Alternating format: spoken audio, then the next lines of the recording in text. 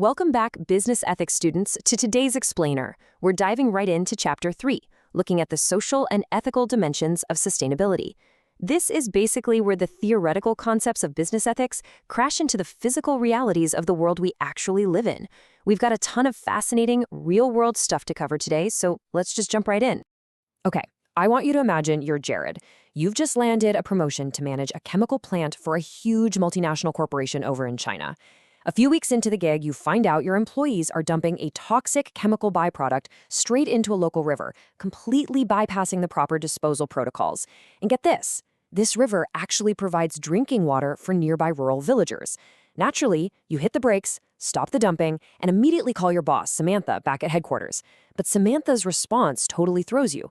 She just scoffs and tells you, look, Jared, water pollution is just more accepted over there. We're not the only ones doing it. Cleaning it up would cost millions, would get hit with heavy fines, and honestly, you're overreacting. So what on earth should Jared do here? He is stuck right between protecting the company's bottom line and being an ethical steward of the environment. Keep Jared's situation in the back of your mind as we go through today's concepts. So here's our roadmap. We're going to hit 5 key areas. First, the ethics of sustainability. Second, global environmental threats. Third, environmental legislation and regulation. Fourth, alternative energy solutions. And finally, the business response strategy. All right, kicking things off with Section 1, the ethics of sustainability, where we define our foundation. When we talk about sustainability from a strategic business perspective, we're really looking at the potential for the long-term well-being of the natural environment, and that includes all biological entities. More importantly, it's about the mutually beneficial interactions among nature, individuals, organizations, and business strategies. It's absolutely crucial to remember that while sustainability is a huge part of corporate social responsibility overall, it specifically zeroes in on the natural environment, so our air, our water, and our land. Now, being aware of an ethical issue directly drives the actual decisions we make, and sustainability sits right there at the center of our social responsibility concerns, right alongside things like employee well-being and consumer protection. A really great example of this is the fashion industry. Believe it or not, the clothing industry is responsible for 10% of global carbon emissions and 20% of industrial water pollution. Take fast fashion brands like Zara. They pump out up to 24 collections a year, which fuels a culture where 85% of all textiles just end up as waste. The choices these companies make about their dead stock, like whether to discount it, recycle it, or literally set it on fire to keep their brand exclusive, those are massive ethical decisions that directly hit sustainability. Moving right along to Section 2, global environmental threats, and exactly why all of this matters.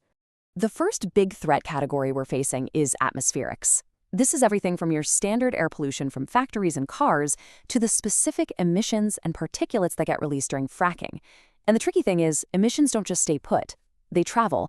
That's how we get acid rain, where sulfur and nitrous oxides drift across borders. So pollution created in one country can literally rain down on another. Then, of course, we have the huge issue of heat-trapping greenhouse gases like carbon dioxide and methane building up. To try and manage these long-term weather variations, a lot of international regions are using cap-and-trade programs. These put strict limits on carbon emissions for businesses, but also allow them to buy and sell their allotted carbon credits. Then we have water pollution, and honestly, the scale of the second threat is just staggering. Over 80% of sewage in developing countries is discharged completely untreated. We're talking 2 million tons of effluents draining into global waters every single day. And the human toll is absolutely devastating. About 780,000 lives are lost every year to diseases caused by polluted water. It really makes you think back to Jared's dilemma in China, right? He wasn't just dealing with some minor company policy violation. The toxic waste his plant was dumping contributes directly to this massive global crisis. It's a pretty stark reminder of the real-world implications of corporate environmental negligence. Our third major threat area revolves around land sustainability. We've got massive, growing problems with abandoned landfills leaking hazardous materials. And then there's e-waste, electronic waste. Think about all those old cell phones and laptops. They contain toxic stuff like lead and mercury that can just leach right into the soil. Though we are seeing some positive corporate pushback here. Best Buy, for example, collected over 2 billion pounds of e-waste for recycling, which is a big deal. But beyond waste, we're also facing severe deforestation, mostly driven by our demand for beef, soy, palm oil, and wood. Throw in urban sprawl, aggressively eating up wildlife habitats, and we're looking at a really serious loss of global biodiversity. Before we wrap up global threats, we definitely need to touch on a highly debated land use issue, genetically modified organisms, or GMOs. Basically, these are created by manipulating plant or animal DNA to get specific desired effects, like making a crop drought-resistant or boosting its yield. And there are two very distinct sides to this conversation. On the one hand, GMOs offer incredible benefits for impoverished areas, potentially preventing starvation and making crops much more likely to survive harsh conditions. But on the other hand, a lot of stakeholders have very valid concerns about what the long-term impacts of all this genetic tinkering might be on native biodiversity and human health. It's a super complex issue, and businesses have to very carefully weigh those ethical trade-offs. All right, on to Section 3, Environmental Legislation and Regulation. Let's look at the legal framework. Here in the U.S., the Environmental Protection Agency, or EPA, drives the legal framework. Their core strategic goals are pretty comprehensive: reducing air pollution, improving access to clean and safe water, promoting better materials and waste management, enhancing joint preparedness for environmental responses, and, of course, ensuring compliance. The really important thing to understand about the EPA is that they don't just sit around conducting research. They are the primary enforcer of environmental legislation. They're the ones making sure businesses actually follow the laws designed to protect our natural resources. Zooming out to a global scale, climate legislation has evolved incredibly fast. Back in 1994, the UN Framework Convention on Climate Change went into effect with the goal of stabilizing greenhouse gases. Fast forward to 2005, and the Kyoto Protocol was enacted, requiring industrialized nations to cut their national outputs. That momentum kept building, right into 2016 when the Paris Agreement's reduction measures officially entered into force. And by 2021, that Paris Agreement had been adopted by 196 countries. So regardless of any shifting political climates, the reality is that international commitments are steadily cranking up the regulatory expectations for global businesses. Bringing it back to the U.S. for a second, one of the most critical pieces of environmental law is the Clean Water Act. It makes it strictly, absolutely illegal to discharge any pollutant into navigable waters without a permit. And trust me, the penalties for breaking this law are way more than just a slap on the wrist. A while back, a plastics manufacturer named Formosa had to pay a historic $50 million settlement just for dumping plastic pellets into a bay in Texas.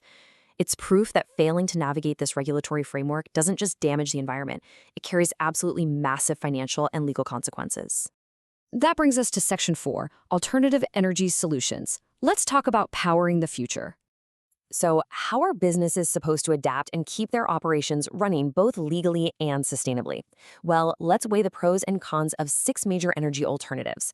First, wind power. It's highly promising, but it's currently held back by an outdated national power grid. Geothermal is great because it provides incredibly dependable heat, but the initial drilling is wildly expensive. Solar power is awesome because it's 100% renewable, but the infrastructure needed to mass produce those panels varies so much by region. Then you have nuclear power.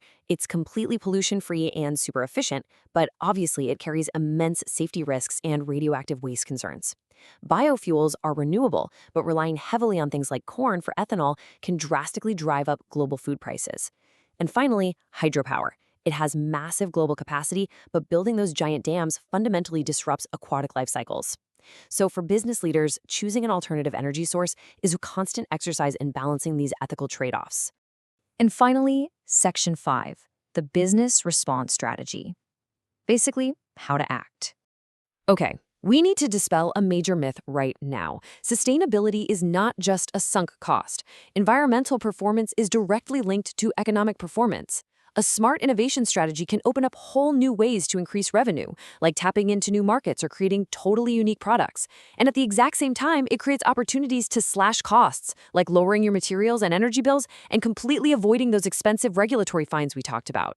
The data is clear. Better environmental stewardship actually improves the bottom line. It's a literal win-win. But, and this is a big but, how a company communicates these efforts is absolutely vital. We have to draw a hard line between green marketing and greenwashing. Green marketing is a legitimate strategic effort to build real, long-term relationships with customers while genuinely helping the environment.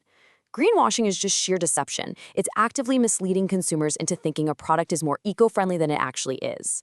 Look at the salad chain Sweetgreen. For a long time, they were celebrated for their sustainability, until they got exposed for greenwashing. They falsely claimed for nearly a decade that nothing from inside Sweetgreen goes to the landfill. Deceiving your stakeholders like that? Sure, it might give you a quick sales bump, but it will inevitably destroy your corporate reputation and your long-term financial performance. To avoid the greenwashing trap and achieve true strategic implementation, highly committed businesses usually follow 4 concrete steps. First, they strive to completely eliminate waste just through sheer operational efficiency. Second, they rethink their products entirely, using closed-loop systems, which basically means materials are continuously recycled back into the manufacturing process. Third, they make sure their pricing reflects the true actual cost of replenishing the natural resources they consume. And fourth, they actively look for innovative ways to make their environmental commitments profitable. And that brings us full circle, right back to where we started today. Think about all the frameworks, the legislation, and the operational strategies we've just unpacked.